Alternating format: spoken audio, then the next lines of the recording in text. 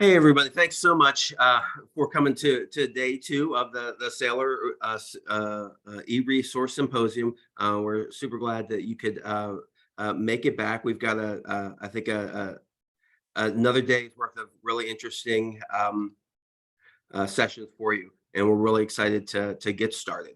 As I was saying, and let's see, folks are still continuing to come in, but we did want to go ahead and get started. The chat is now, I believe, I see from Kinshasa. The chat looks like it's been enabled, so we're good to go with chat. You can introduce yourself, say hi again, but as we go through with the vendor uh, updates and vendor presentations. If you have questions for them, make sure to use the Q&A, because then they'll be able to see your direct questions and handle things on their end. So thanks again so much for joining us. This session is officially titled "What's New with Sailor Databases," and we'll be hearing from the vendor representatives for Gale, Mango, and ProQuest. We thank all of them. I do want to thank you all for coming and agreeing to present, and we're really excited to hear of all the new updates. This is the sort of I guess the midway point of the new cycle of Sailor e-resources. So we're really excited to have this be our sort of first big official presentation of what you've got going on. So we'll start with Gale. Our Gale representatives are Stacy Niblo, team lead for training, and Jackie Sullivan, director for Consortia East. After that, we'll have from ProQuest, we have Hank Dreffs, account manager of public libraries, and Rick Nelson, senior product manager for news and genealogy. And we'll wrap things up with Mango Languages, and we have Sabrina Richardson, senior customer success manager. But let's get started with Gale, and Stacy, I will turn things over to you. Thanks so much. Excellent. Thanks, Michael. So let me go ahead and share my screen here. Again, I'm your trainer for Maryland. So I'm the voice on the other end of the line if you attend any of our webinars.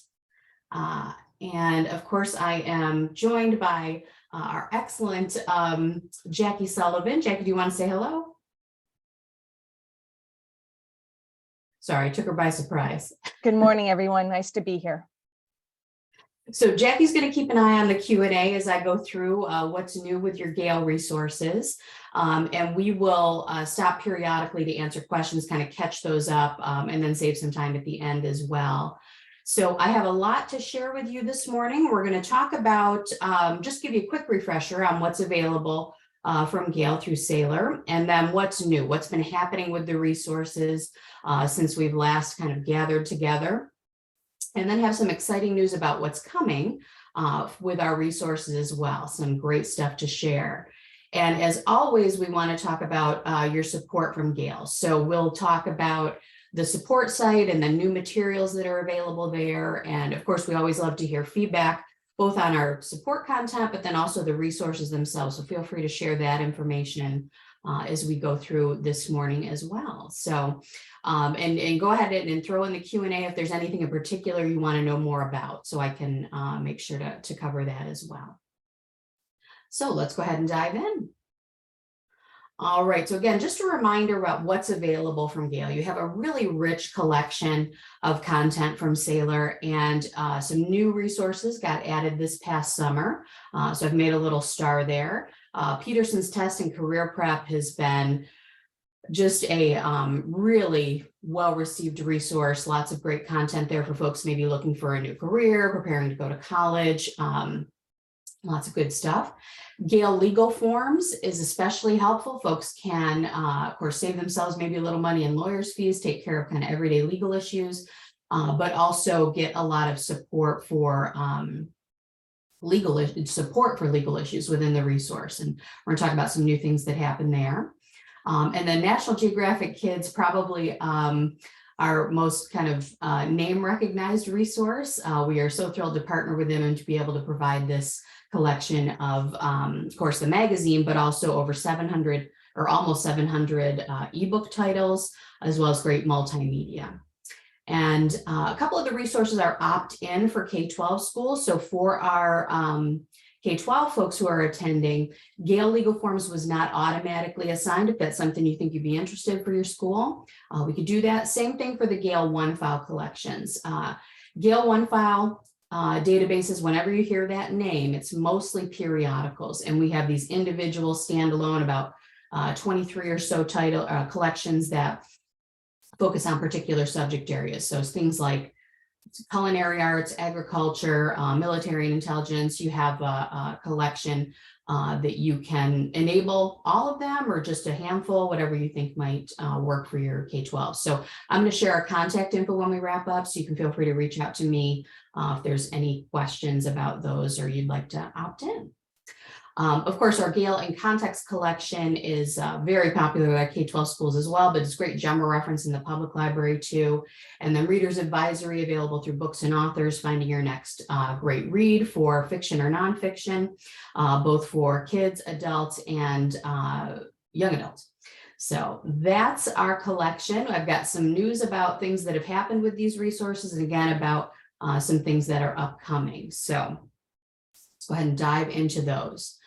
The first thing, though, I wanted to mention is, of course, you've got this big collection from Gale, and there's a lot of things going on in the world where folks may be questioning the content you have in your library. And if you ever have to kind of make an argument or a case, we want to be sure you can find out easily how we put content into Gale resources. So we have a content curation practices page up on Gale.com, and I can share this presentation as a handout, maybe so folks can have all these URLs a little later. But this is a good place to go if you want to know how we make the databases, really just kind of at that base level and what goes into producing these. But also it's a good tool to have in your pocket should you have any challenges or anything, as those are popping up here and there around the country. So always good to know. This is also linked from within the databases, so you can easily find this page and make it available as possible. So, oh, great. Thanks, Marcin. I'll do that. So again, always good to know how we put these resources together. Authoritative content coming, of course, from Gale. And a good way to stay up to date on what's happening within our resources is to subscribe to the Gale blog. Blog.gale.com will take you to a page where we've got lots of great product updates. So I apologize, I meant to have an animation here so you could read the first one, but notes about things that are happening in the product, both in terms of new content, but also new features. So we had some recent updates for, or highlighted some content in Gale and Context Elementary for Dr. Seuss, and then an update showing some new content added to Peterson. So, you know, these resources are always being worked on, and you don't always, in our in context databases, you often get that little new tag to let you know something's new, but that doesn't happen in everything. So particularly in Peterson's, when we're adding new, say, practice tests, you want to know what's new there. So the blog is a great way to stay up to date. There's also great success stories and inspiration you can find from other libraries, you know, things they've done with their resources to, you know, maybe raise usage or, you know, help with student success and things like that. So there's a lot of great content there, and the blog's been available for several years now, so you can really kind of go back and read lots of great content. You can search and browse by your type of library or particular content. So it's a good place to keep up to date with your Gale resources. So these are, you know, for the major things, of course, you'll get announcements from Gale and Saylor, but for the little things, you know, this is always a good place to keep in mind, particularly around content. So sorry, having trouble advancing my slides. There we go. So I also wanted to remind folks about the accessibility in our resources. This is something that is, of course, very important in terms of reaching all your users, right? We want to get to everybody and have them be successful with our resources. So there are a lot of things that go on behind the scenes in terms of accessibility. And if you notice at the bottom of every page in our databases, there is a link for accessibility that will take you out to a page that speaks to a lot of those behind the scenes things. You can get access to our VPAT. So should any challenges come up around accessibility, you can get the details about what's the standards that we're meeting in Gale resources. But there was a new feature added within the last year or so that I wanted to remind folks of. We've had translate, font size, and listen for a long time. Display options is new. And what you'll find in all of the articles or documents within your Gale resources is this icon. It's a little circle with a large uppercase A and a lowercase a. And this will enable, sorry, advance my animations here. There we go. I always add these and then I forget to click to get them to pop up. So this will give you options for how the article is displayed to make the most comfortable reading experience, but also maybe the most needed reading experience for your learners. This is something you might find, on different apps on your phone, or if anybody uses an e-reader, this might be kind of a familiar tool where you can change the way basically that article is displayed. And in this case, you've got the options to change the background color. I have a nephew who has a processing issue and he really needs text to be on a blue or a green background for him to read it more easily. You can change the font. We use a sans serif font so that there isn't, kind of the extra little wings on characters, but you can switch to one if you find that easier to read. We had a lot of requests for an open dyslexic font, so we've made that available as well. You can change the spacing of all of the characters between the lines, the letters, the words themselves. And once you do that, it sets a cookie on your device and it remembers the display that you've chosen. So when I go into another article, it's going to display the same way. So if someone's on their own device, that cookie stays there until they get rid of it. If it's on say your public computers in the library, those might reset every day. They'd have to re-enable it the next time they came in. But during their session, it's going to remember this format that they've chosen. So every article will have these options. So really great feature. And again, just letting you reach more users. So now on to some updates in particular resources. So Gale General OneFile is our big general interest periodical database. It's one of what I would call our parent periodical databases. It's got over 10,000 titles in it, and we've been able to sign an agreement with Zinio recently that is adding over 500 popular interest titles, really engaging titles, things you might pull off the newsstand or the shelf in a bookstore or something like that. These are making their way into the product now. They'll all be loaded by April. Some that are in there already, Afropolitan, Canadian Living, Entrepreneur Magazine, Fast Company, MIT Sloan Management Review, and Money Magazine have already made their way into the resource. I think the upcoming editions will be especially appealing, though, some really popular titles like Reader's Digest, Rolling Stone. I'm a fan of Cook's Illustrated. I was excited to have that one there available as well. So good stuff coming. These will kind of load into the database on a rolling basis, but will all be in there by April 2023. So this is full text content as well. And one of the great features in the periodical databases is you can sign up for a journal alert so that when we add new issues, they just land right in your inbox or your RSS feed. So really handy. If anybody wants to see how that's done, let me know and I can share that when we go live into the support page and databases. So great stuff coming for General OneFile, and a bit of it's already there. I'm just going to pause here and see if we've had anything in the Q&A yet. Looks like we're okay. All right, so some news for National Geographic and Gale in Context Elementary. We are integrating those two resources in Gale in Context Elementary. So coming this spring, we don't have a firm date yet, but the content from National Geographic Kids will flow into Gale in Context Elementary. You'll have a tab on the home page where you already have the tabs for topics, books, and news where kids can kind of browse around. There will now be a Nat Geo Kids tab so they can browse in that content when they're in Gale in Context Elementary. And then search results from Nat Geo Kids will be integrated into the search results from Gale and Context Elementary. So you'll pick up content from both when you're in Gale and Context Elementary. So this is exciting. You know, we love that Nat Geo content, and this will just get it more exposure inside Gale and Context Elementary. Nat Geo Kids will still, of course, be available standalone, so you can still go into that resource on its own and, you know, browse through the magazines, of course, search all the content, read the books. You'll still have that format.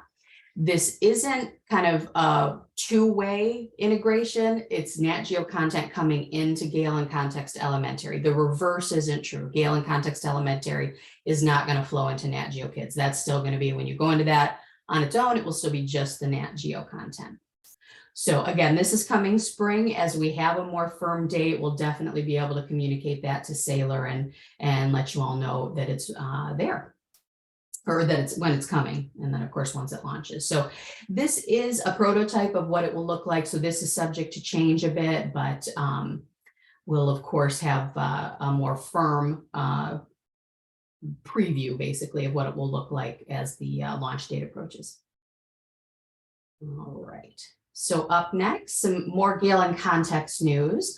Your resources with Gale and Context, well, really all of your Gale resources are updated all the time, but I thought I'd highlight some new topics and portals that have been added to those resources. So our content team has been working on particular topic areas and subject areas to push content into these resources really all the time, but kind of highlights from the last year or so have been adding more Native American content into Gale and Context Elementary. They actually created a whole portal browse for that new content.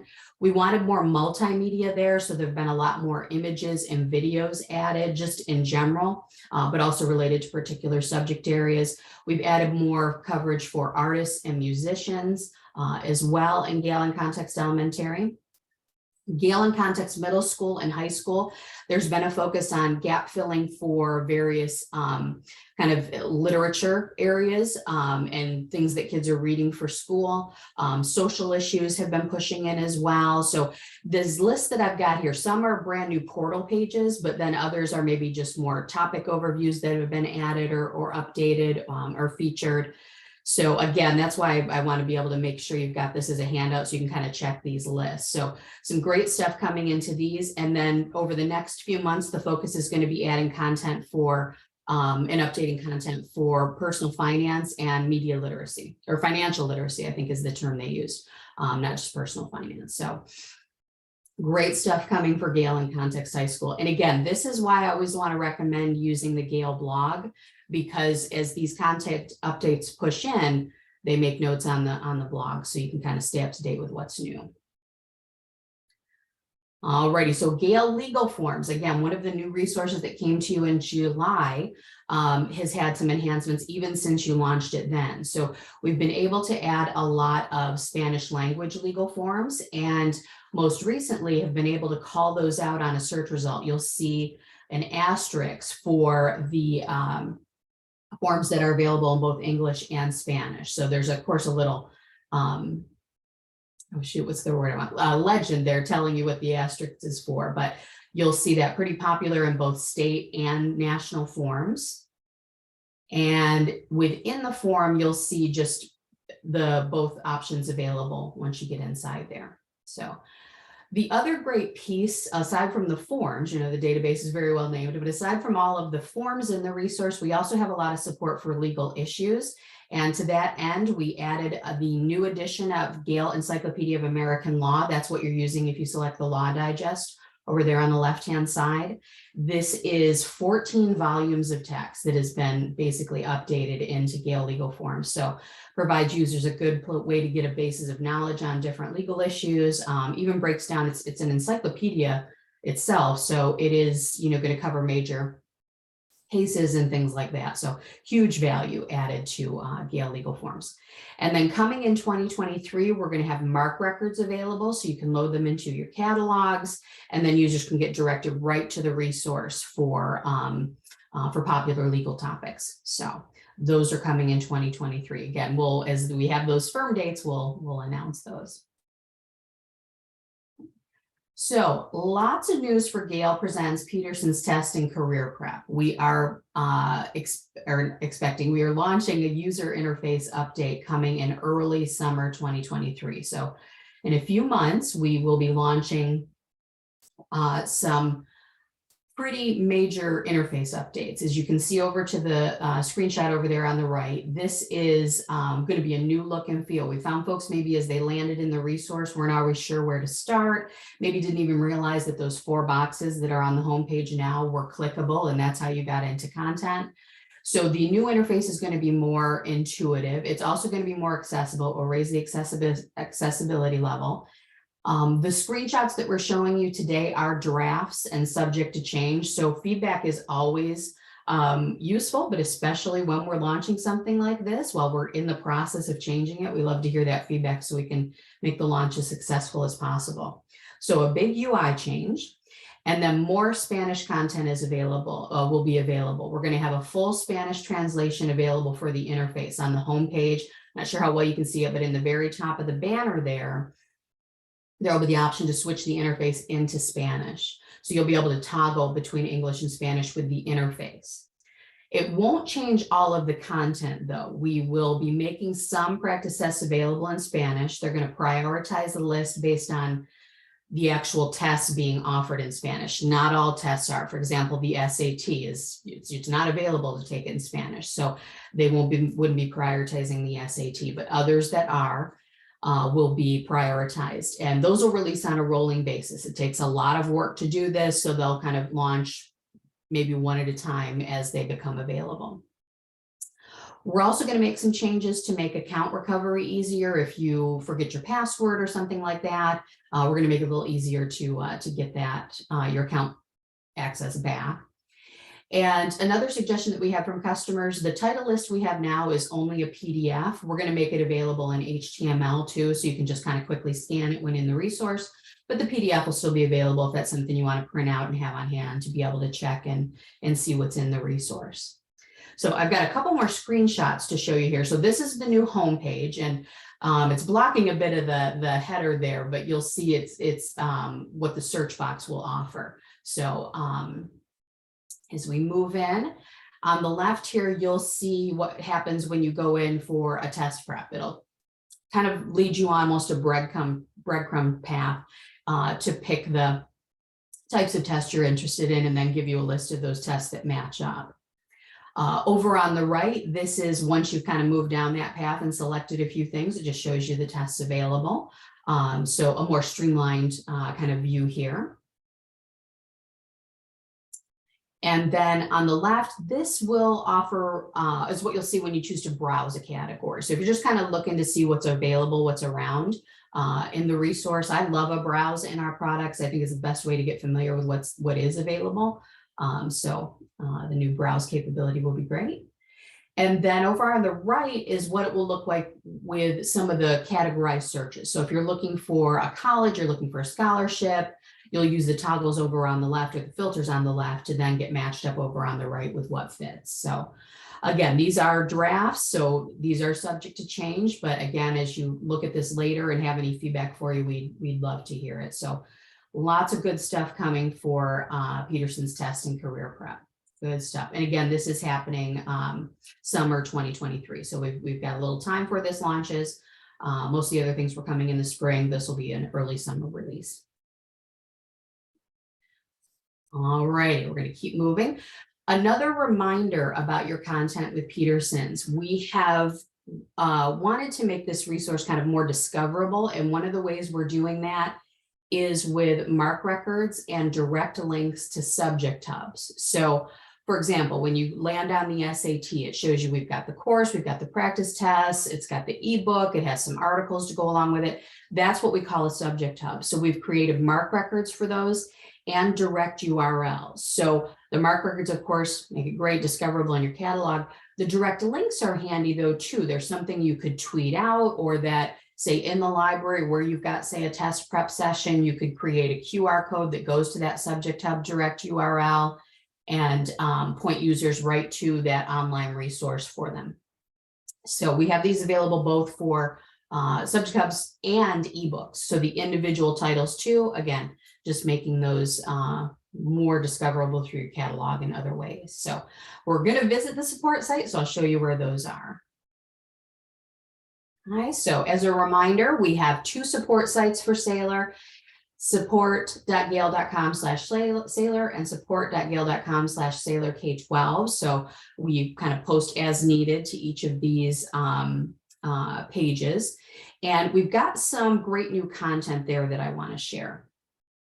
One of them is our new ways to increase usage handout. This is developed by our marketing team and really gives you some great ideas for raising usage on these databases. So again, we're about to visit the support site, so I'll show you where you can see that, but it's visible right on the support page and highlighted in a few other areas as well, but gives you some great ideas for marketing. Let our marketing team use their expertise to help you as well. So a couple new things that have been added. We're always adding new training and marketing materials to the page. The one that's kind of been the most exciting and well received recently on the training side of things has been our escape rooms. And we've built one for Gale in Context Elementary, Middle School, and High School. One of our new trainers put a lot of hours into this content, and it was well spent because we've really gotten a lot of great feedback to these. So an activity may be in the library or in the classroom. It is really thorough, gives you all the steps you want to take both as the instructor or guide, and then of course the tools that your students would take advantage of. So lots of other good stuff, but the escape rooms have been really popular. So we're going to go find those here in a minute. And then of course, marketing materials, no need to recreate the wheel. We've got a lot of this stuff produced. The social media posts are really popular, lots of great images to drive folks into the content, but there's other good stuff too, sample letters for parents or say a press release or something like that. Again, no need to kind of write all these things yourselves. We've got a lot of good stuff out there. So let's go ahead. Oh, I didn't mean to click yet. Let me go ahead and pop out to the support site. So I'm using Sailor, just a standard Sailor rather than the K-12, but they both really work the same way. So when you come to this page, this allows you, or allows us, I should say, to customize the support site to your institution. So if you select your name from the list, or I'm going to go ahead and type in one of our general Sailor accounts, just takes a minute and then it customizes the page to your Gale resources for your institution. So if I were a library and I subscribe to some other things on my own outside of what Sailor provides, I'd see support for those here too. It just, again, customizes to your institution. And the first thing it gives you is all of your links for your Gale resources. So of course, this is where we were sending folks to get the URLs for the new databases this summer, but always good to have these. We've also got dedicated pages here for training, marketing, VPATs, mark records for the Nat Geo content. Remember, there are almost 700 book titles in that collection, so those mark records are really valuable. Training is typically the training that we've done for Sailor, although I've added some other good content there. All right, but you'll see this is also where you'll find those tools to that handout I mentioned about increasing database usage. It's here at the header of the page in training, but also for marketing. And we've also linked on the marketing pages all of those social media posts, all of the press release documents you can select by database and it will show you what's available. We've got banners you could use on your web page. So there's e-marketing plus print marketing for this content. The bookmarks are always popular. And most of these are also going to be able to be customized. So you could include your library name and logo here. So we can see that here with the Gale Elementary bookmark color. You can also go in through the standard pages. So up here at the top in the training center, for example, we could choose browse by topic or browse by type. If you're looking for those escape rooms, we have them grouped under projects because we have other items that could go there as well. So different student activities, we've got scavenger hunts, things like that, trading cards, but these will all customize to your resources. So lots of good stuff here. Again, don't recreate the wheel. Come out to our support site, see what we've got here for you. Every month we feature different content specific materials too. So It's always good to be able to go back as you're planning for different monthly events, but also just in general, different themes you might be focusing on. So keep an eye on those as well. So let me check the Q&A. I think we're in good shape. All right, so let me come back. We want to leave some time for questions. So what I'll do is go ahead and type in your questions in the Q&A, and we can get those answered. But as questions come up after today and you want to know where to go to get questions, we want to provide you with all of our contact info. So again, I'm your trainer. Feel free to reach out to me. I am a librarian, so if I don't have the answer, I know where to go to get it. So feel free to reach out to me, and I can track those down. And again, questions around those opt-in databases for K-12 or things like that, but also feedback on what we've shared today and things you'd like to see in the resources. We always want to hear that.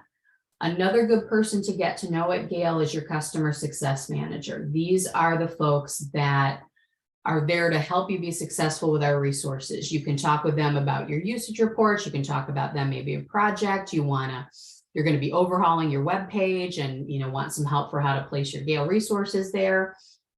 They are a wealth of information. So if you send an email to this inbox, it will get routed to the right person, because these folks work by library type. So if you are a K-12 school, that's who they work with all the time. If you're a public library, that's who they work with all the time. So they know the unique challenges you may face, and of course have a lot of experience with other libraries. So it can be a great support. Tech support is of course also available as well. You can reach out to them anytime. And then of course, if you're interested in talking to your Gale rep, our rep finder will find you that as well. So always feel free to reach out to your Gale team. And again, I'll stick around for a minute and upload this to the chat as a handout, so everybody will have this info. So with that, I will say thank you, and we can take questions. Do you plan to do a National Geographic feature for the adult side of the kids' resources? So for videos, news, et cetera. Gotcha. We do offer actually a National Geographic resource that is the kind of National Geographic magazine, more for adults. There's a collection also includes books. That is a separate resource for National Geographic Kids. It's not something that Sailor has added to their collection, but if that's something you're interested, we're more than happy to connect you with your account rep to investigate. But it's a great archive. I think it goes all the way back to the very first issue of National Geographic. Yeah, if you're interested in learning more about that, certainly just can find it on our webpage and read more about what's there. But we're happy to connect you with someone to, if you want to trial it or take a closer look. Where can we find the increase your database usage on the Gale support site? So if you go to, and actually let me type the answer in. If you go to support.gale.com/Sailor, or again, the Sailor K-12, you will land, let me back up a page here.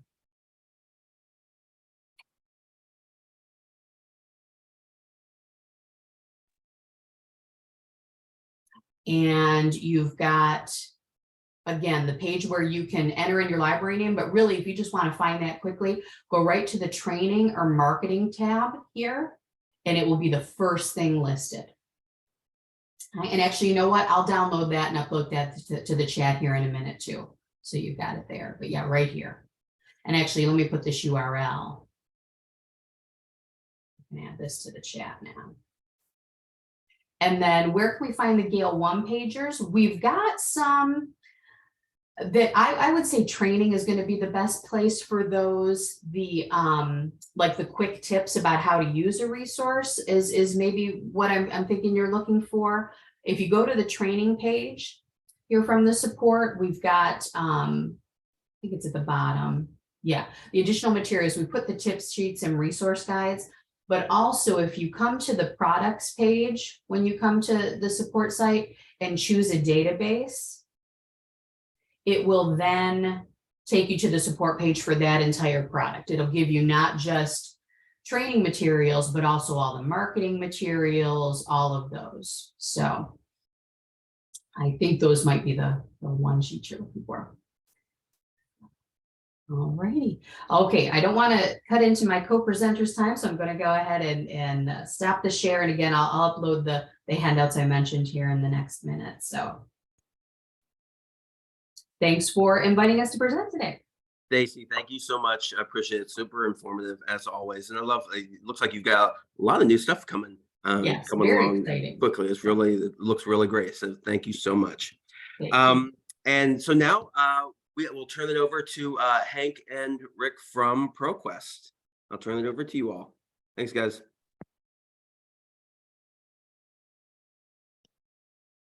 Thank you. Hank, I'll get the slide up here.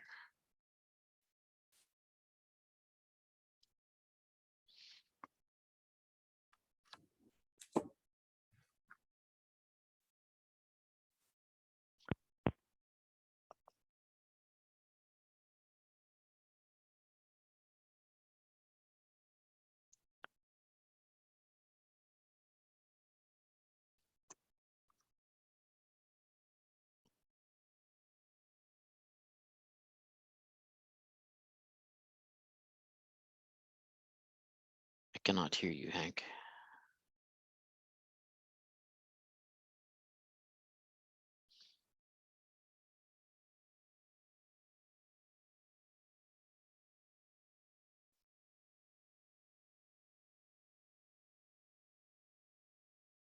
Hey, Kay, could you check and see if there are any settings that might? Can you hear me? Yep, there he goes. All righty. So sorry about that. Coming in loud and clear, I hope. Yeah, you sound good. Yep. All right, perfect. Well, good morning to everyone. My name is Hank Dreffs. I am the public library account manager here at ProQuest, serving Sailor, and so excited to be here. What a great start. Yesterday was the symposium. Looking forward to a great day too. Our hope today is to use this short amount of time that we have to go over some things that are new at ProQuest, some things that you may be familiar with. And as always, please put any questions that you may have into the chat. Myself and my team, we will try to answer them towards the end. So without further ado, let's get started. So a brief agenda. I know we only have a short amount of time together today. We'll go over introductions of the entire ProQuest team that serves Sailor, serves the Maryland Public Libraries, as well as the academic institutions. We'll go over Sailor and ProQuest as a partnership working in tandem. We will discuss some product updates, both new for Heritage Quest with hopefully you are all familiar with, as well as some new and exciting updates in the genealogy and newspaper realm. And then, of course, any questions that you may have, please put them into the chat. Myself and Rick, who I will introduce here shortly, we will be more than happy to answer them here at the end. All right, so like I said, this is the ProQuest team. Hopefully you had the pleasure of working with myself or one of the other members of this wonderful team. So like I said, my name is Hank Dreffs, been here for roughly 5 years now. Working down, we have Javier Reyes, who takes care of all of the K-12 schools. So if any of the K-12 librarians out there have any questions, Javier will be the main point of contact, and we will put all of the contact information into the chat towards the end of our presentation in case there are any more direct follow-up questions that you have. Our direct regional boss or director is Lisa Riminelli. Lisa has been here for over a decade, and she is a wealth of knowledge. Always great to have her on our team. Looking at the screen to my right, Sue, she is relatively new, our newest team member, and Sue handles all of the renewals for all of the public libraries in Maryland. She is my direct counterpart. And last but certainly not least, and this will be our tour guide for the rest of the presentation, is Rick Nelson. He's our product specialist for all things genealogy and news. which will be our central focus on the day. Perfect. Thanks, Rick. So Sailor and ProQuest, a wonderful tandem. You can see here on the screen the goals, research outcomes, and missions of Sailor, as well as what drives ProQuest. And we've had a very successful relationship.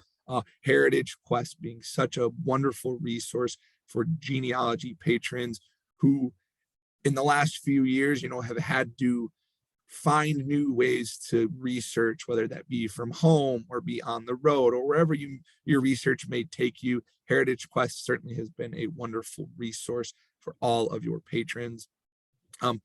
ProQuest is here to drive that better research, and we have so many new and exciting updates that our goal is to really try and help you, help your patrons change the world with whatever it is that they may be researching. So we're going to make sure we take a little bit of time to highlight some of the resources you already have, and of course, a few new ones. And with that, we'll jump right into Heritage Quest Online. And this is where I'll pass the microphone over to Rick Nelson. Again, I will put all of our team's contact information, product insights, and updates into the chat as Rick is going through this. And feel free, again, to put those questions into the chat. All right, thank you, Hank. So hello, everyone. I'm going to talk about several different items, but I've spent a lot of time here with Heritage Quest, and want to talk specifically, about Heritage Quest and its relationship here to Ancestry Library Edition. Obviously, Heritage Quest is owned by Ancestry, which is the premier genealogy company, and it is so it's great to have a product that is driven by that content, by that technology, and that relationship. So Ancestry Library Edition, as you know, is a much bigger collection, but it does not allow for remote access. And Heritage Quest Online, it's a smaller collection, but it is available for remote access, which means your patrons, they can access it from home, from the coffee shop, from wherever they may be.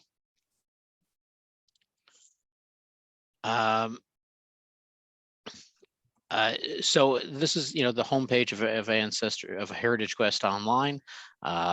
It allows researchers to get directly into the content. You can see they can click on search. They can go directly into a variety of records. This doesn't capture the full breadth of the homepage, but they can quickly and easily sort of determine where they need to navigate to, and where they can begin their search and their quest. In addition to just the regular sort of functionality and the ability to search and locate ancestors, we have a lot of guides in there, a lot of information to help patrons get started. Your novice genealogist who's looking to just figure out how they can start and begin their search. We have a lot of guides in there that sort of inform that, and some specific guides. And we're working with census records as an example, which is a science all of its own. And then there's beyond the basics, right, for the more experienced genealogy researcher.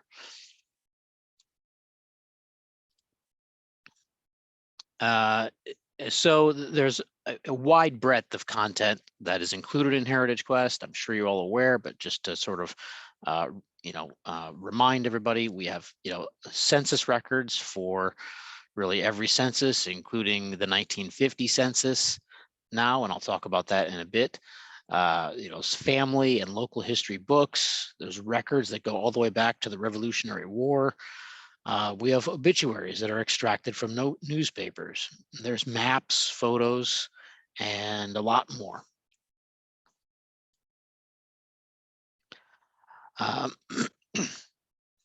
So the Heritage Quest Online has a powerful search tools that allow genealogists to drill deep into the collection, just the way Ancestry.com does.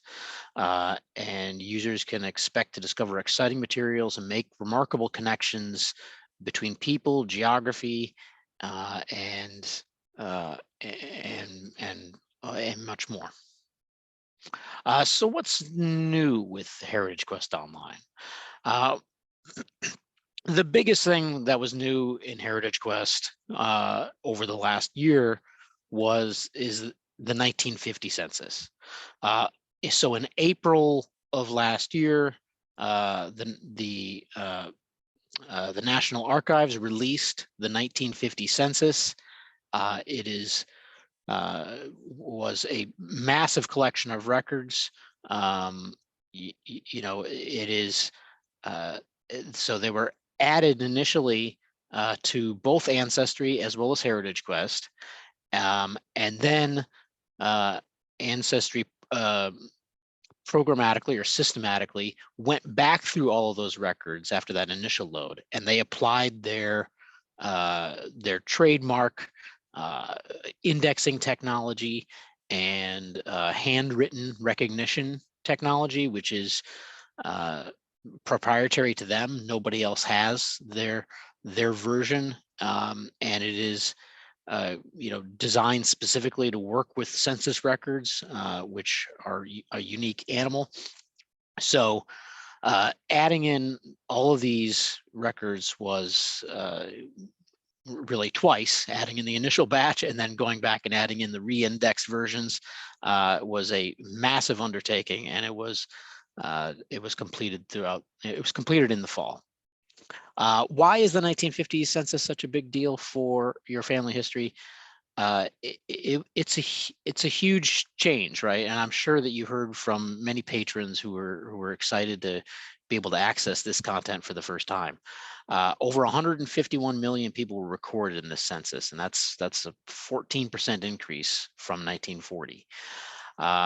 A lot of movement was reflected in the 1950 census, people moving from one part of the country to another part of the country in a way that they really did not before.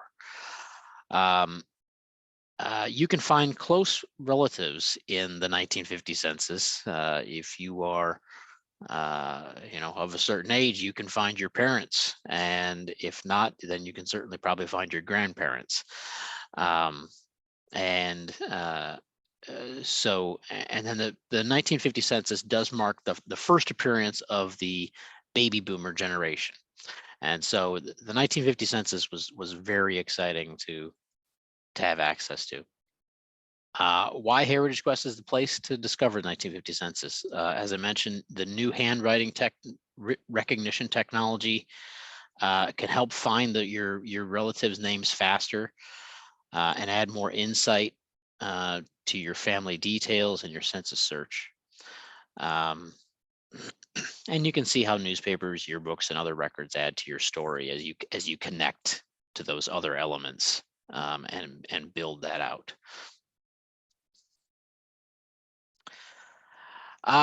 Additionally, last year in the fall, we did add, or Ancestry rather, added something called Story Scout onto Heritage Quest.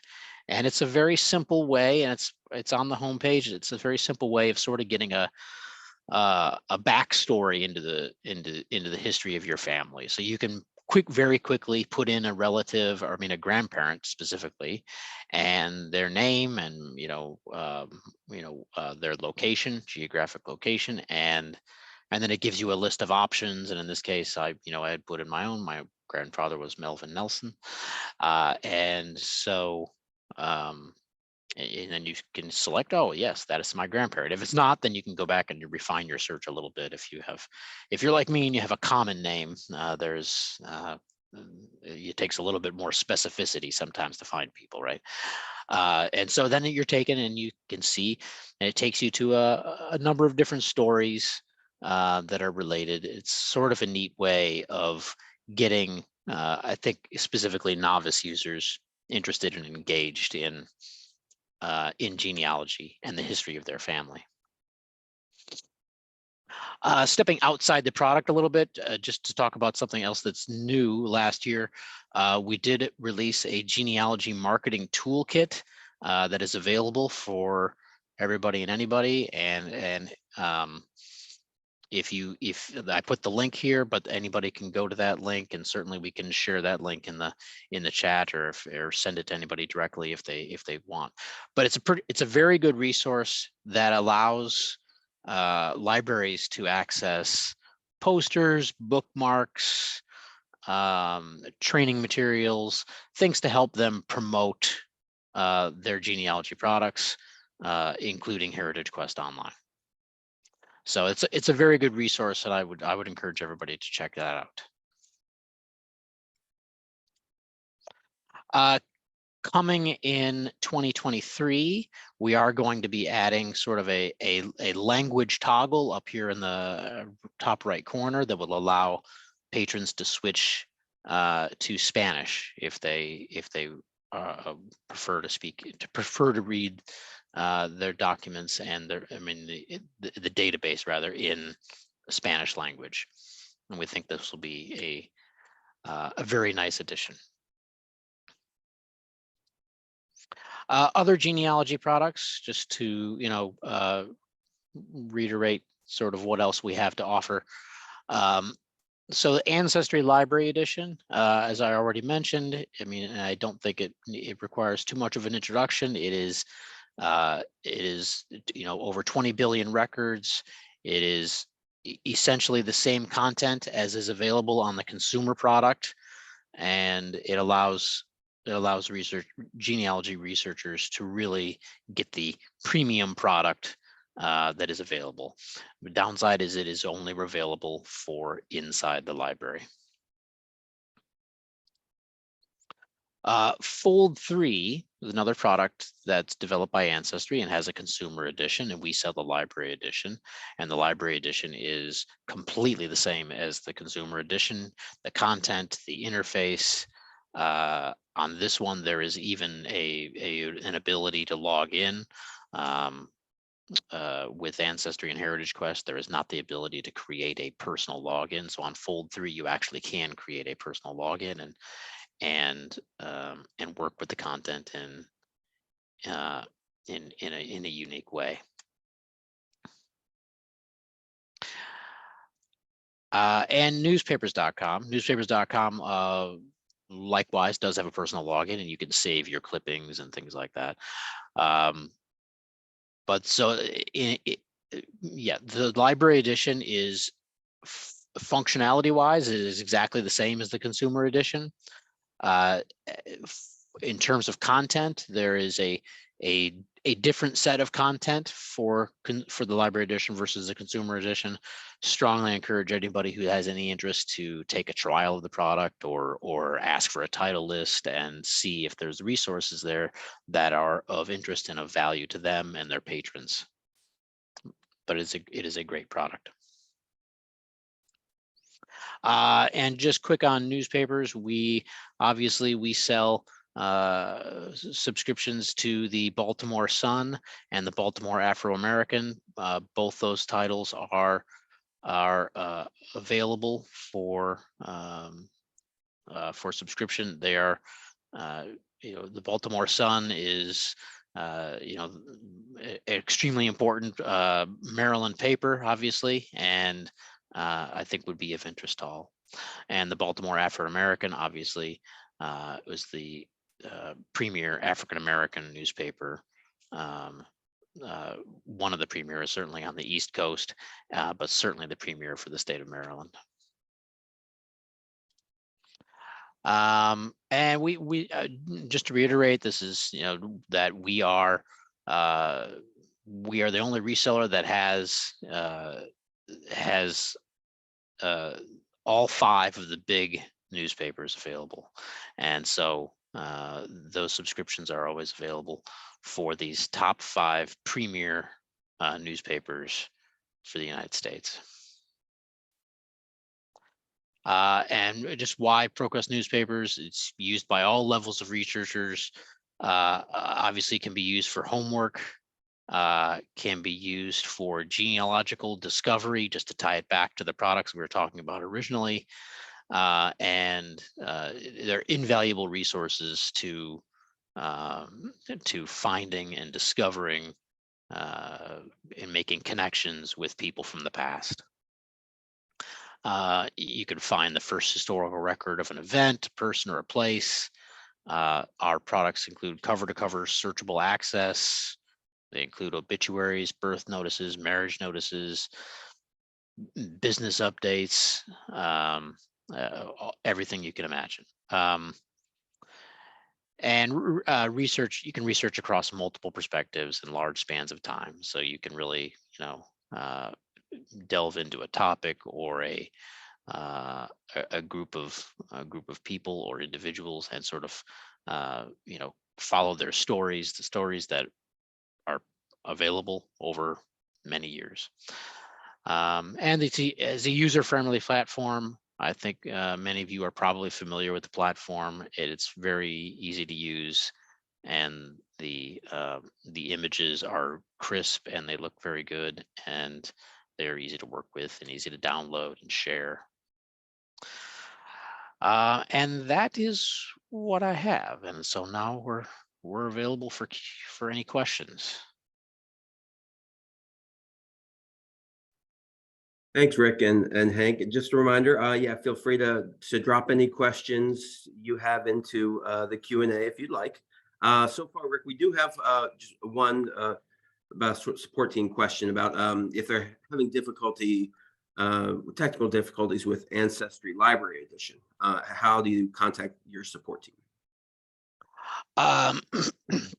We have a technical support team. I'm trying to remember, Hank, do you remember what that email is? I think it's So what we'll do here, Michael, and for everyone listening, is just as we're wrapping up here, I will put my direct email in. So any additional questions about what we just presented, you can reach out directly to me, and I'll also include the direct email address to our support team for both Ancestry Library as well as Heritage Quest and the other suite of products that we discussed.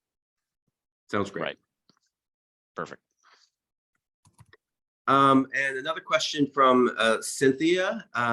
What does newspapers.com include? It includes thousands of newspapers. So it's hard to say it any other way than that, right? So there's thousands of, it's basically papers from around the world, not even just the US. So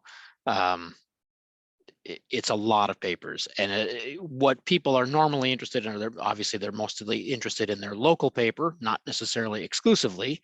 The beauty of newspapers.com is specifically for someone who's doing genealogy research, who probably has had family move from one geographic location to another. Sometimes it's difficult to track, this family down. So if you're trying to, if your family lived in Alabama in the 1940s and maybe Michigan in the 1970s, and you're currently in Maryland, you want to be able to try to find those different papers. And so you can do that with those collections. But I think mostly what people are interested in is obviously their most local papers. And so as always, I do encourage people to get a trial of newspapers.com or ask Hank for the title list, because if there's a specific paper you want to see if it's there and available, and if the years are available, sometimes the years are there and they only go up to the 1920s or something, and then that's not, it's deemed insufficient. And so I would strongly encourage everybody to get a trial. Quick note, it is different than the consumer edition in that breadth of content. So a common mistake I think that people make is they look at that consumer edition and they see what's in there, and then they assume that is what's in the library edition. It's not necessarily the case. Sometimes it is. It depends on the title. So that's why I certainly encourage everybody to, get a trial or look at the title list and make a determination about about whether it fits their needs. And if anybody is interested in seeing the title list, as Hank just mentioned, just let him know, and he will send one your way. And thank you, Rick. And Cynthia had a follow-up. So newspapers.com would not include the big 5 that are in ProQuest newspapers? That's correct, yes. Correct. Okay. And from Kinshasa, let's see, newspapers.com, how many different languages are there? Is there any, since it does around the world, is there any sense of that? I don't have a strong sense for that. It is predominantly English. I don't know. We can look that up and follow up, but I don't know off the top of my head. But it is predominantly English language. It's predominantly English, yes. I think there's a real interest in gathering more, Latin American content and Far East content, but predominantly right now it has been sort of Western based English based Gotcha. collections. And I don't see any more questions in the Q&A. So Hank, Rick, thank you so much for your presentation. I really appreciate you all coming in and sharing this great content. I'll see you all soon. Thank you so much. All right. Thank you. Thank you all very much. Bye. And now we will turn things over to Sabrina from Mango Languages. Thanks for coming, Sabrina. Yes, awesome. Thank you, Michael. Well, yeah, welcome everyone. Want to thank you all for taking time out to learn about what's new with all of the resources. So I'm going to go ahead and get my screen shared. But while I am doing that, my name is Sabrina. I am the Senior Account Manager here at Mango Languages.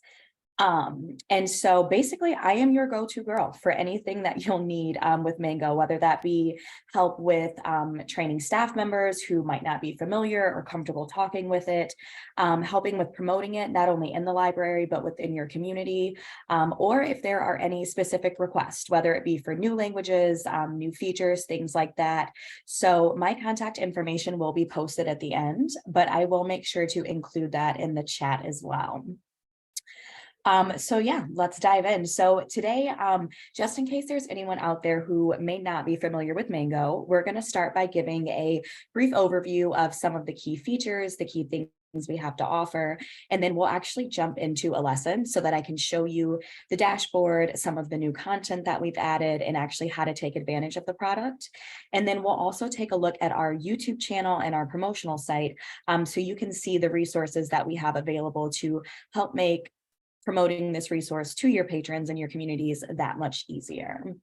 Also too, I just want to note, just like everyone else, there definitely will be time at the end for questions, but please feel free to jump in at any point and throw anything in the chat as they do come up.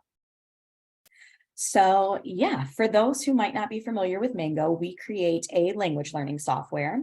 So our in-house PhD certified linguist partnered with carefully vetted native speakers to create native conversational based conversation content. So right now we currently have over 70 different world languages. We also have more than 20 different ESL courses, and then also more than 30 specialty courses. So these specialty courses are essentially smaller lessons that focus around a specific theme or topic for people who might have a specific goal for their language learning. So you can see here listed on the screen, we have a list of all of the current world languages that we have, with our most popular courses being bolded. So for those ones, we definitely do have the most content available for those. There are a couple additional specialty courses for all of these, and these are definitely the ones that are taken advantage of most. However, our ESL courses are also super, super popular. So as you can see here, the way that we have it broken down where you can read the name for each mother tongue in both English and that language. All of these courses are written and narrated in whatever the mother tongue is. So we will, of course, take a look at this once we actually do dive into a lesson. But you can see here, it makes it super easy for patrons of any language learning level. So if they're just getting started with English and are coming to the library to try to find resources to help them with that, Mango's a really, really great place to start. I also mentioned the specialty courses. So here is a complete list of the specialty courses. Again, they are for our main languages, the biggest, most built out ones. But you can see, so for example, maybe someone is interested, they are getting ready to take a trip to France and they're not quite ready to become fluent in it, but they want to learn how to order wine and cheese. So that's an example of one of the really fun specialty courses that we have available, French. Another one that is really popular these days, so with Valentine's Day right around the corner, for all of our romance languages, we actually do have a romance specialty course for all of those. So it'll teach you different tips and tricks on maybe courting someone or getting ready to go on to a date or things like that. And before I move on, so I do see that there is one question, advice on where to point a user who has already finished the available content in Mango and wants to learn more. That's a really great question. And we actually do have some additional content of that exact type in our YouTube channel. So I will definitely make sure to highlight exactly where to find those. Okay, so another thing to note, so in addition to all of the different world languages, the ESL courses, we also have a really nice variety of courses, especially for endangered languages and indigenous languages. So our team has partnered really closely with speakers of these endangered and indigenous languages to build courses that provide native speaker context and also help with cultural awareness. So you can see here, we've got a list of these specific courses. There are a couple different links to where you can get to Mango's blog, where we have additional information about these. And I will, of course, make sure that you're able to access all of those links. But as a sign to our commitment to preserving these endangered and indigenous languages, this entire selection is actually available just from our website. So all of you being a part of Maryland, partnering with Sailor, of course, you and all your library communities and patrons do have complete access to Mango. But say if you have a patron who might have a family member who lives in a different state, who's near a library that doesn't have access to Mango, they will be able to go onto our website and access all of this content to, again, help spread awareness and really help try to make sure that these languages stay prevalent and utilized across the world. So another thing to note, so Mango is available on both mobile and desktop.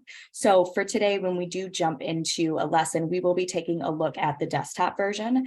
However, it is available on Apple devices, Android, different tablets, whatever your heart desires. You can easily download Mango for free, and it does sync up seamlessly with the desktop version. So if you have patrons who might be in the library practicing their language learning, and then if they want to continue that while they're on the way home, they can easily log into their mobile app and it's going to pick them up right where they left off.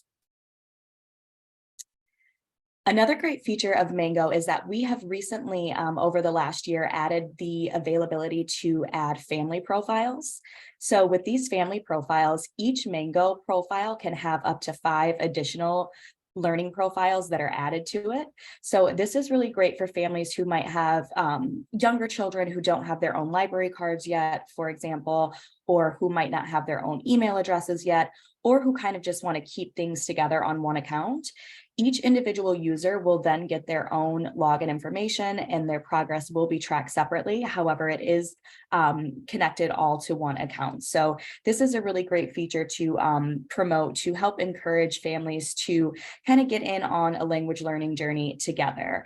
So a really great way that we've seen success with promoting this, for example, and this is a good tie-in to the previous this presentation. So if you have someone who is coming in looking to learn about their ancestry, and maybe they found that they have a lot of relatives in Germany, for example, and they would like to learn a little bit more about the language, these family profiles that you can access with Mango are a really great way to kind of continue that journey for these families and to really help them take advantage of all of the things that you have available in the library.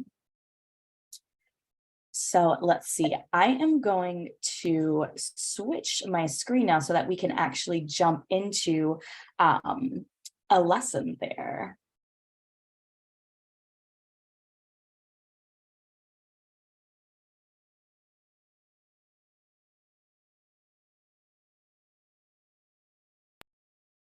Okay, so is everyone now seeing the login screen for the Saylor Maryland Public Libraries account?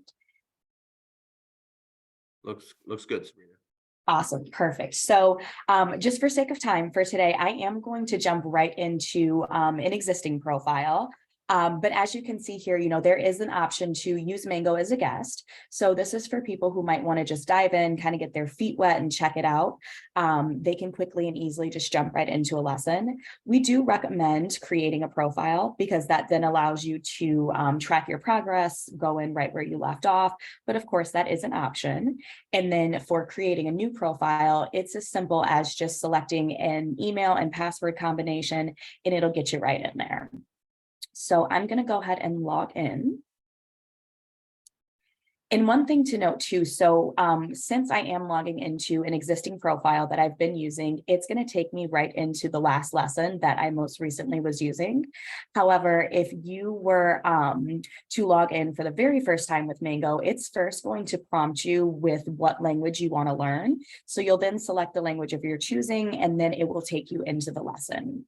So the cool part about Mango is that you do have access to every single language that we have available. So you can kind of jump around and play with it and learn whatever you want to. So you can see here by looking at the name up in this corner here that I was most recently in the Spanish Latin American course. But if you click here, it's going to give you the option to jump into any of the 70+ languages that we have. So again, we do have our most popular languages separated out at the top, and then it does break it down alphabetically.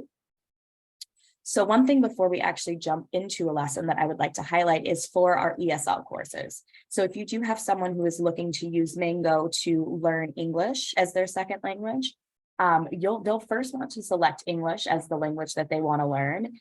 And then it's going to give a drop-down menu asking, what is your mother tongue? So for example, if I were to be a native Chinese Mandarin speaker, once you select that, you can see here, it is all completely written and narrated in that language. So again, as I mentioned before, even if you are just getting started at learning English, you can quickly and easily jump in here and see exactly where you want to get started. The lessons are all set up the same too, so it's a nice seamless process. So to jump back to the Spanish one to kind of show everything in the interface. So we have recently made a couple updates to our interface. That's one of the newer things. So we have it broken down with the main chunk of language learning units separated over here.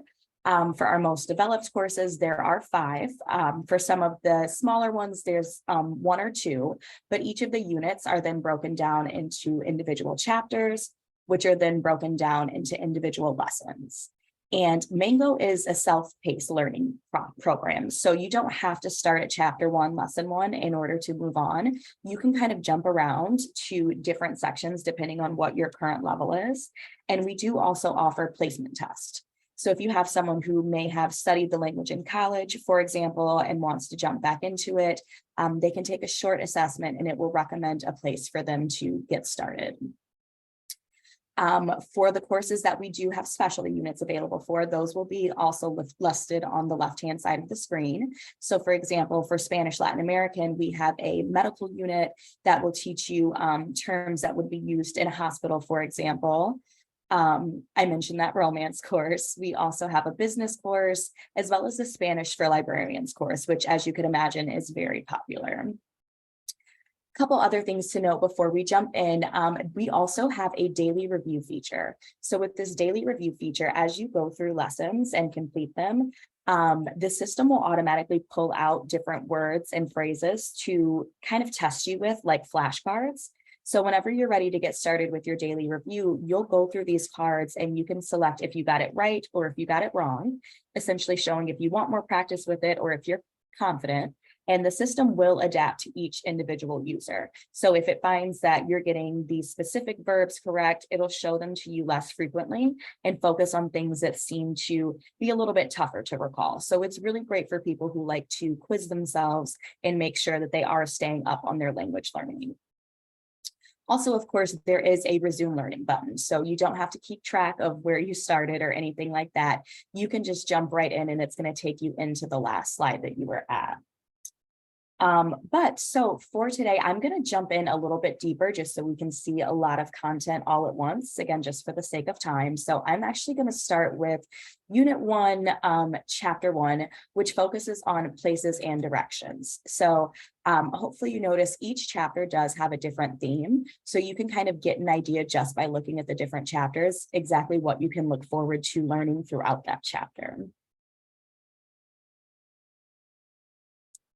So once you do get started, the very first thing it's going to show you is your conversational goals and your grammar goals. So this is kind of just a blueprint to give you an idea of what you can look forward to learning throughout the chapter. And then the next thing you're going to see and hear is a conversation between two native speakers in the language. Here's the conversation we'll be studying in this chapter. Disculpe, estoy perdido. ¿Dónde está el baño? El baño está justo ahí. Vaya derecho y luego a la izquierda. Muchas gracias. De nada. Okay, so you can, of course, go in and replay this conversation either as a whole or part by part if you want to. But Mango essentially uses what we call the break it down, build it back up method. So as you're going through this chapter, we're going to start teaching you this conversation bit by bit, and then slowly start putting it together while also introducing new vocabulary words so that you're able to not only just learn these conversation topics and themes and phrases, but also to start being able to create new conversations using the structures and the verbs and vocab that you do learn. So I'm going to skip ahead a little bit just to highlight a couple other things. Here's a good question. How would you say, do you know where the movie theater is? In a formal situation. Okay, so this is an example of a quiz slide where essentially by this point in the chapter, you've already been taught how to say these different things. So this is an opportunity for you to recall that information. So as you can see here, there's a little timer. You can pause it if you need more time or just let it run out to show the answer. But if you're ready to hear it right now, you can of course click show answer. ¿Sabe dónde está el cine? So one thing that hopefully jumps out to everyone just at looking at the screen are all of the different colors. So we call this our semantic color mapping feature. And essentially it's designed so that even without knowing anything about the language, you can look at it and see exactly which words line up in both the target and source language. So we can see here that this word down here, cine, is how you say movie theater. Even if you've never seen or heard this word before, you can deduce that that's what that is. So if you want to hear the narrator say it again, you can click here on this green little microphone button. But if you hover over it, it's actually going to give you a phonetic pop-up of how to pronounce the entire phrase. So you can not only visualize it, but then you can click on it again. ¿Sabe dónde está el cine? And really get an idea of how to actually pronounce it. But to get a little bit more in depth with that, so if you click it here, you're going to hear it at a very natural conversational pace, but you can also do that on each individual word. And it will, if you click on it, it'll say it at a more articulated, a little bit of a slower pace. ¿Sabe dónde está el cine? And to further advance that, we also have a voice comparison feature. So this is one of my favorites. We sometimes jokingly call it the world's most patient tutor, because you can come in here and practice over and over and over again until you really are comfortable with your pronunciation. So you can see a little sound graph. You can click here to hear the narrator say it again. ¿Sabe dónde está el cine? And then you can record yourself saying it. So we'll give it a shot. ¿Sabe dónde está el cine? So it's going to pop up with a little sound graph. Again, you can slide it around. So even before listening, you can just glance and kind of see how your cadence, your pronunciation, your tone lines up. And then you can go back and listen to just the narrators, just your own, or you can play them both simultaneously. ¿Sabe dónde está el cine? So again, this is a really great feature for people who want to actually get in there and practice their pronunciation in whatever language that they're learning. Couple other key features to notice. So in all of our lessons, we always include grammar notes and culture notes. So grammar is mostly taught in Mango. We call it stealth grammar. So using the semantic color mapping is one really big way we do that, and that it just shows exactly what the different sentence structures are. But for things that might not be intuitive, or things that are irregular, or sometimes there are concepts that you might not have in English, for example, that you have in other languages, we'll pop in with these different grammar notes at key intervals to help make sure that the learner really is understanding what's going on. So on this next slide here is an example of a grammar note. Please remember that with locations, we use the verb estar. So again, I know we jumped in kind of deep, but in Spanish, there are two different verbs for to be, ser and estar. So that's something that can be kind of confusing. So this grammar note is a really good example of how it will pop in and remind you that when you're speaking in different locations, you use this verb here. Estar. So in addition to having grammar notes in all of our lessons, we also have culture notes. So, it kind of goes without saying that grammar and culture go hand in hand. So the goal of these are to make sure that, even if you don't have experience with the language or culture, and say you're taking a vacation somewhere that you've never been before and you want to feel a little bit more comfortable, Mango is a really great way to not only pick up some of the language, but to also learn about different cultural aspects that can help make using the language and actually communicating with people that much more easier. So here's an example of one of those culture notes. Did you know that there was a boom of Centros comerciales. shopping malls in Colombia, South America? There are Centros comerciales. located not only in big cities, but also in small towns. So you shouldn't have any difficulty finding what you need when you travel to Colombia. So again, all of these course systems, we do partner with native speakers of all of the languages. They are specifically designed with this particular language or culture in mind. So for example, we're in specifically the Spanish Latin American course. So you can see here, they're giving an example of Colombia. So essentially, once you get to the end of a lesson, Nice. you have the choice to either start your review. So those daily review cards, you can jump right into those.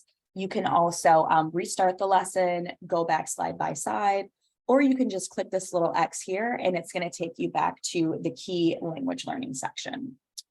So all of these features that we've seen here, they are available on both mobile and desktop. So again, it makes it really easy, whether you're sitting down at your computer dedicated, or if you're on the go and you want to continue your language learning, you can access everything that we've just seen on the mobile app as well. Another thing to note about the mobile app, so not only is it Bluetooth accessible, but you do also have the ability to use what we call an autoplay feature. So it kind of treats it more like a book on tape. So you can turn the autoplay feature on and it will go through just the audio portion of it and give you time to recall the answer. So it's really great for people who might have a long commute to work, or who might like to do something productive while they're walking their dog or doing chores around the house and things like that. So I am going to pause and then share a different screen as I slide on over to our YouTube channel. But so far, any questions about anything that we've seen in terms of Mango's features, how to utilize it and things like that? Let's see, check the Q&A. Okay, so far so good. So this is good timing. So back to the question of where can we direct patrons who have already completed all of the lessons that they have in Mango? What else can they do? So here is our YouTube channel, and I will make sure to drop this link in the chat. But basically, we have a really nice variety of different YouTube videos here on the chat. So for example, there is a really short one here that's less than a minute long. I was going to play it, but for the sake of time, because there's a couple other cool things I want to show you all, I will just again include this link for you there. But this is a really great one to share on your website or on any social media channels you might be involved with, because it's a really quick, engaging video, but it highlights, you know, pretty much everything that we've just seen, all of the key features, all the cool different languages we have. So in addition to some short videos, like here you can see this How Mango Works sections where we have additional videos like that, some of them translated into Spanish. We also have a couple fun different language learning series. So if you have someone who wants to dive a little bit deeper, this is where I would definitely recommend starting. So for example, we have one series that's based on 5 things you didn't know about different languages. So we've got one about Potawatomi, Mandarin, Arabic. We also have a couple other, we call them our Adventures in Language series. So it's kind of just different learning tips and tricks about tips for language learning, whether it be pronunciation or kind of, you know, how to feel comfortable having a conversation with someone as you're learning a new language. There's a couple more where we talk about the science of language learning. And then there are some really moving stories that we call our Every Accent Has a Story series, where we actually interview people who utilize Mango and other resources to learn a new language. And it's just kind of a nice story about their adventures and what they've done. We also have a channel that is specifically for our library partners. So if you go to the channel section and then look at Mango for Organizations, in our section that is Mango Languages for Libraries, we have, there's a short staff training video if you have any new employees who kind of want to get quickly up to speed. But we also have a lot of different case studies that we've done with other libraries that have had success with Mango, as well as some of our webinars where we touch on not only key features of Mango, but ways that you can promote not only Mango, but other resources that you have in the library. So again, this one here, we talk a lot more about our Romance languages. This one's super popular to promote this time of year, again, with Valentine's Day coming up. So if you're looking for ideas, this is a really great place to look at too. Lastly, I want to highlight what we call the Mango Market. So the Mango Market is where we have all of our promotional materials. So you can see we have a section dedicated just to library social communication. So here you'll go in and find a couple links to our most popular YouTube videos, but there are also pre-sized banners and buttons and things like that for different types of social media. And as you can see, some of them do have pre-written copy. So again, you know, the idea behind these is to make it as easy as possible to promote Mango. You can simply download these, upload them on your social media or your website, and kind of help spread the word to your patrons that this is a resource that is available. We also, of course, have things like flyers, posters, these fun Zoom backgrounds. So it's kind of cold here in Michigan, so I wanted to be in Greece. But if you want, you know, a fun, different background for when you're in meetings like this, this is a really fun section to go to not only promote Mango, but to also spice things up a little bit. Lastly, we do have a couple great events calendars. So this one here is super popular. We have a calendar of world and language holidays throughout the year. And so with this, you know, we'll go in and list everything, but then also highlight a specific Mango course that we recommend promoting with that. So as you are going out planning your year, whether you're looking a month ahead, a quarter ahead, you know, 6 months ahead, whatever it may be, this is really helpful to kind of find ways to leverage Mango with things that you might already be doing in the library. And then we also have this fun 30 days of language challenge. So this is really great for months that have 30 days in them. But it's a fun thing to share on social media to encourage your patrons to not only check Mango out, but to kind of stay committed with it. So we recommend that as they complete each of these tasks on a day-to-day, they can go in and then tag the library or tag Mango or both on social media to kind of help gain traction and get other people excited about that. So I will, of course, again, go ahead and drop those links into the chat here to the YouTube and to our marketing website. But just in case if anyone has any questions or anything like that, I also, of course, wanted to share my direct contact information. So we've got a couple more minutes if anyone has any questions, but of course, please always feel free to reach out to me directly via phone or email if there is anything I can do to help support or if there are any questions. Let's see, looking at the chat. Oh, that's good.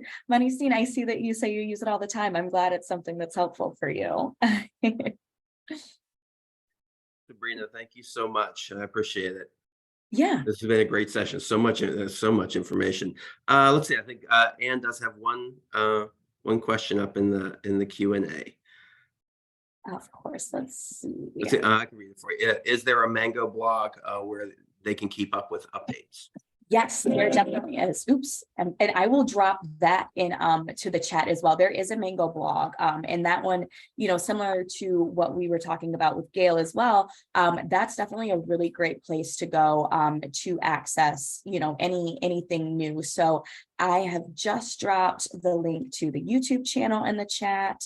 I've now dropped the promotional one, and then I will get that blog link in there as well. But that's a really good question. I appreciate that. Excellent. Thank you so much. Thanks to all of our presenters. We really appreciate you coming in and being with us today. And thanks for everyone for attending. And so the e-resource symposium will continue this afternoon at 1 p.m. With e-resources and choice in the elementary school library, presented by Heather Gray and Daniel Lowe. And then stick around for our final session, from contracts to evaluation, a conversation about e-resources. So thanks to everyone, and we'll see you this afternoon. Thanks to all our presenters again. Thank you so much. Thanks, everyone. Thanks.